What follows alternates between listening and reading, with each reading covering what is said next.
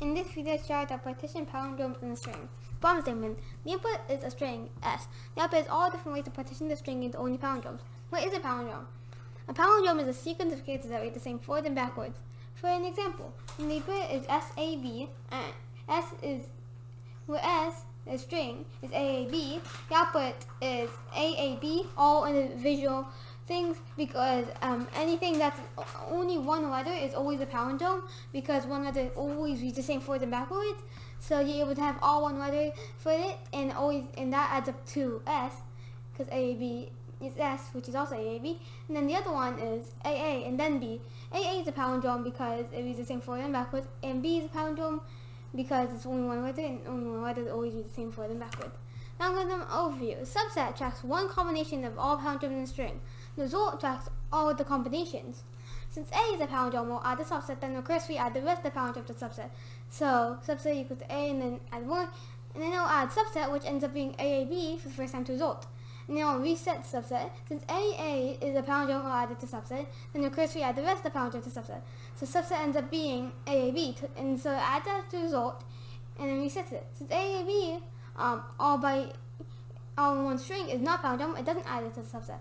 So the final result is AAB individually, and then AA, and then B. So that would be the output. Next thing, function partition takes the input of SLR subset result. S is AAB. Subset L is the beginning pointer. It starts at the left pointer, and it starts at 0, and R is the right pointer, and it starts at the end of the array, the length of the array. So in this case, it would be 3, because the length of the array is 3, and then subset and result both start at empty array. Because L is not equal or bigger than R, it will not go into that statement, instead go into this for loop.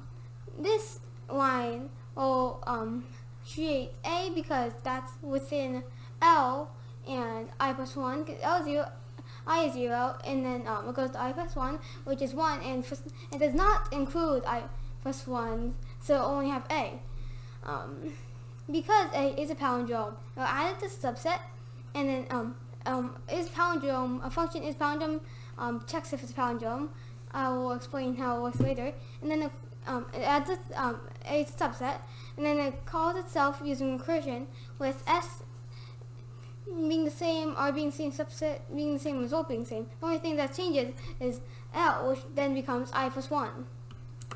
And then because L is still not equal to R and still not bigger than R, it'll go back in the for loop again. Because this time I starts at 1 because it goes from L to R, and L is now 1. So it will now get the second A, the second element in the array, which is A again, and then because A is a palindrome, it'll go in, add another A to subset, and then call itself using recursion again.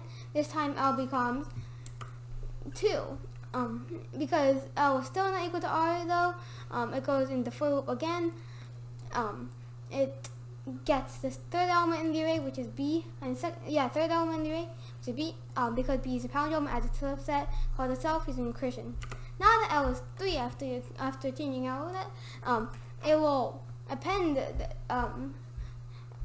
subset, which is AAB currently, to result, and then backtrack to over here. And then it'll pop out B from subset, and then it'll go out of the for loop after going back to start. I becomes R, so it goes out of the for loop, and then because it goes to the end of the function, it returns none and backtracks to over here. Over here, it'll pop out A from subset, and then go again back to the start of the for loop. This time I is 2. L is 1, and then so it'll get element AB using this line, because it goes from the thing is 1 to 3, and AB is not palindrome, so it goes back to the start of the for loop, and then because after going back to the start of the for loop, it will I would be equal to R, so it'll go to the end of the function and return none, so it backtracks to over here, and then I'll pop out A from subset, and then I'll go back to the start of the for loop, this time I being 1, because we ran out of space. It'll start a new part of the graph. So now I is 1, L is 0.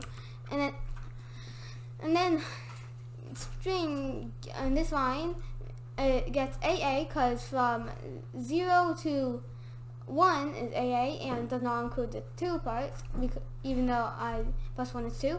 And because AA is a palindrome, it'll go into the if statement, it'll append it to subset, and then it'll call itself using recursion. Now, because it doesn't go in the if statement, because L is still not equal to I, it goes in the for loop, and now that L is 2, it gets B, and then because B is a palindrome, it goes into the if statement, it appends B to subset, and then calls itself using recursion.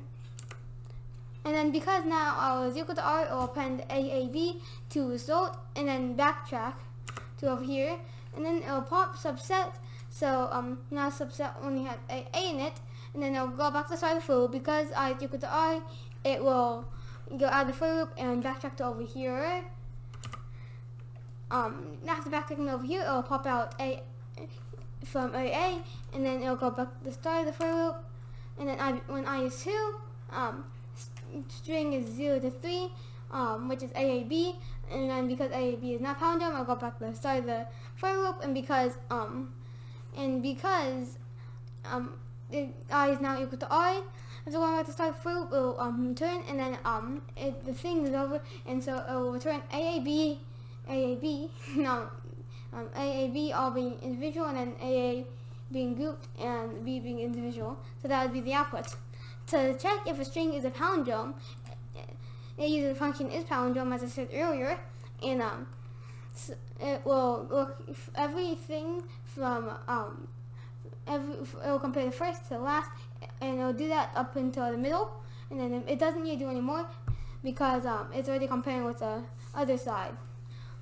So it goes in the for loop, and I starts at 0, and this makes it so I'll end at the middle. It will not go in the if statement because A and A are equal. It goes back to start of the for loop, and because A is still equal, it goes back to the start of the for loop, and then it leaves out the for loop because it reached the middle, and because it's an odd number, there will always be one left. Just that one is guaranteed to be a palindrome because whether it's always a palindrome. So that means the whole string is a palindrome if it never goes in if statement.